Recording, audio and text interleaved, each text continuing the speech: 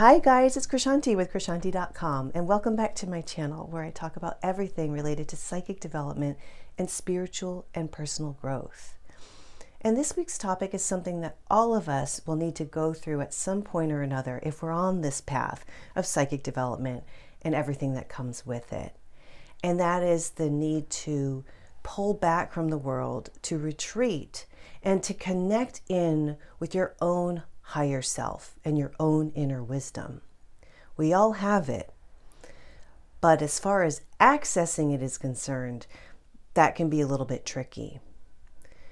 Now, I work a lot with the I Ching, and I find it's a wonderful source of guidance.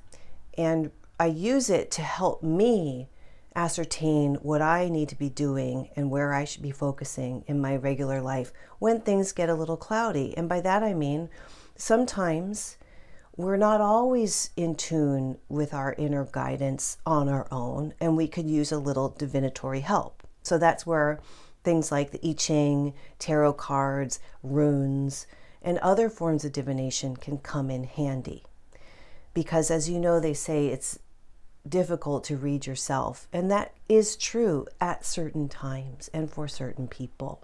So I've been working with the I Ching, and I have been receiving hexagram 33 a lot. And hexagram 33 is about retreat and withdrawal, going within, into yourself.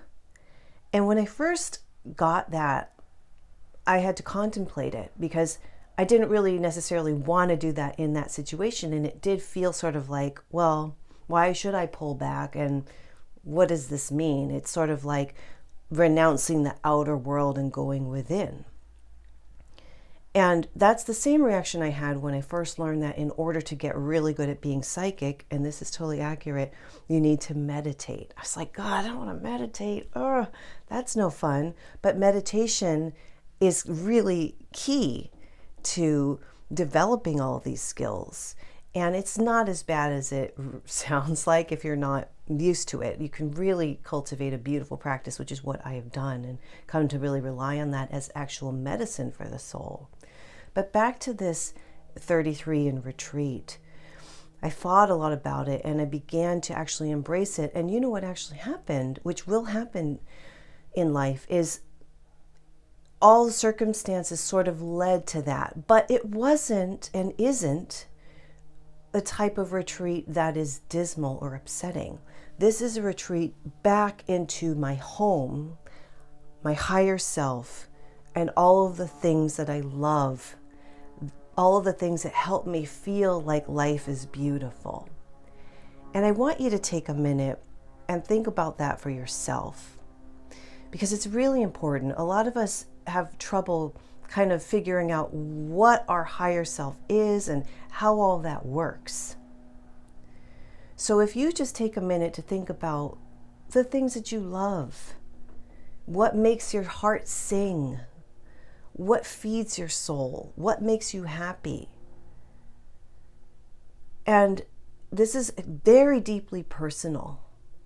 And it may be stuff that other people don't know about or that you don't talk about a lot, but I have noticed that going back into what you really love, the things you love to read, to participate in, to research on, to be active in, all of those things serve to lead you back to your origin, to your higher self, to who you are. And embracing that is a wonderful practice, and it can also help with the cultivation of self-love. Because as you know, they say, know thyself. And to know thyself is to love thyself. But this isn't really the ego and the self with all the foibles and this and that and the other. This is really basically a simple practice of retreating within and retreating into yourself and focusing on the things that feed your soul and that you really love, that bring you delight and joy. That will connect you to your higher power. And then by virtue of marinating in this energy, you will start to find that you're emerging onto a new path of growth.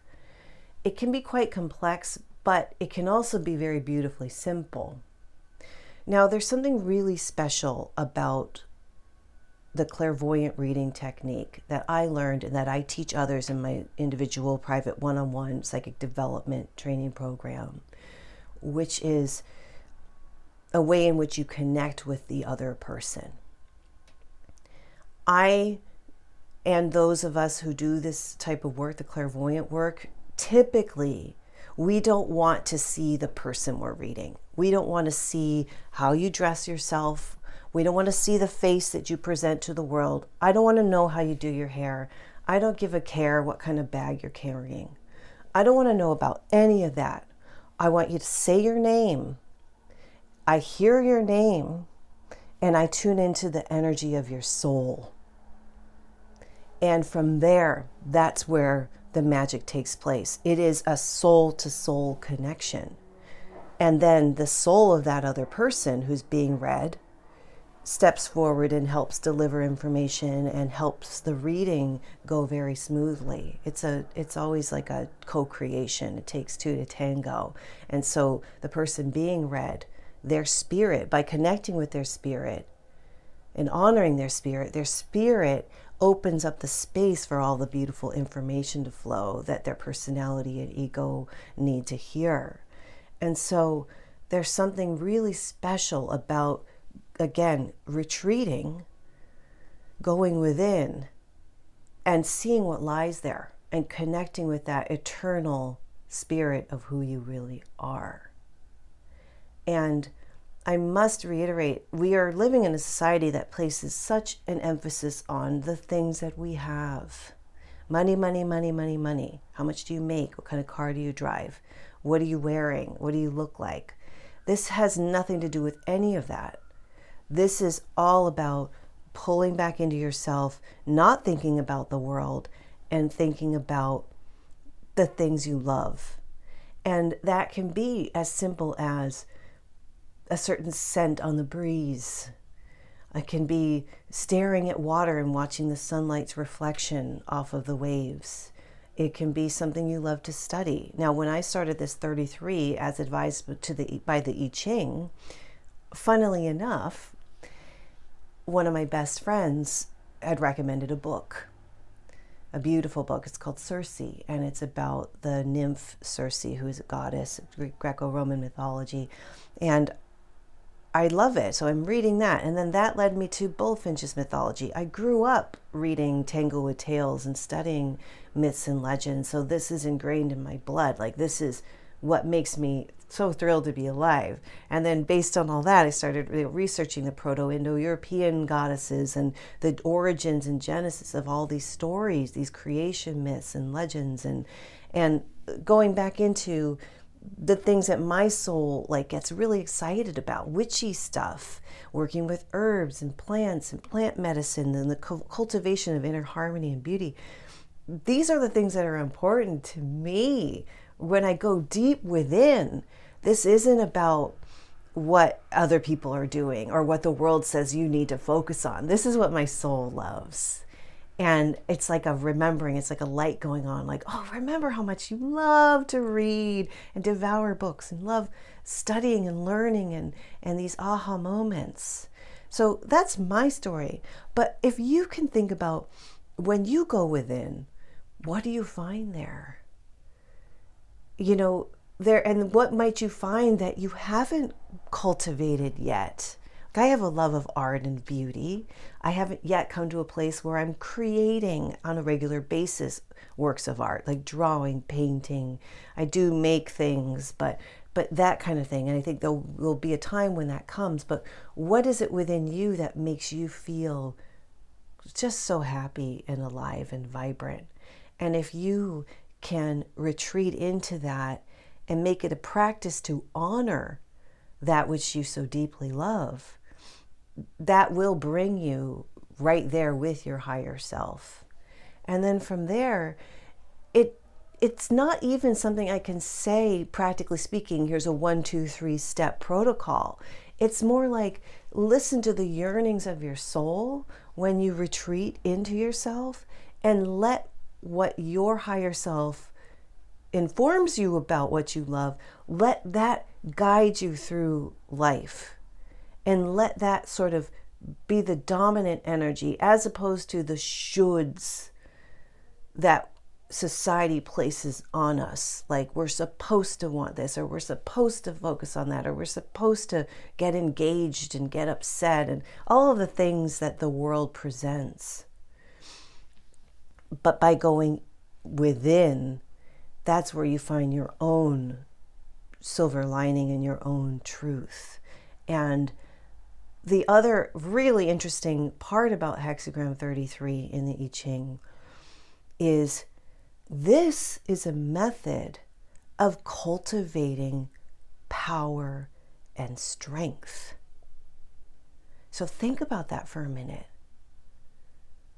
By renouncing the world and what society and your family and your friends and your coworkers and everybody thinks you should be doing, by coming back to yourself and into what you love, the activities that give you great pleasure and enjoyment, you are actually building your own inner power, and you're coming back to the foundation of who you are. And this isn't something you need to ask permission for. And perhaps I say that because I grew up so repressed and wasn't allowed. You know, the one thing I was allowed to do is read, so maybe that's why I read. I love reading and I read so much. I'm coming back to reading. But it doesn't matter what people think. If wrestling is what floats your boat, wrestle. If you're in love with golfing, be in love with golfing.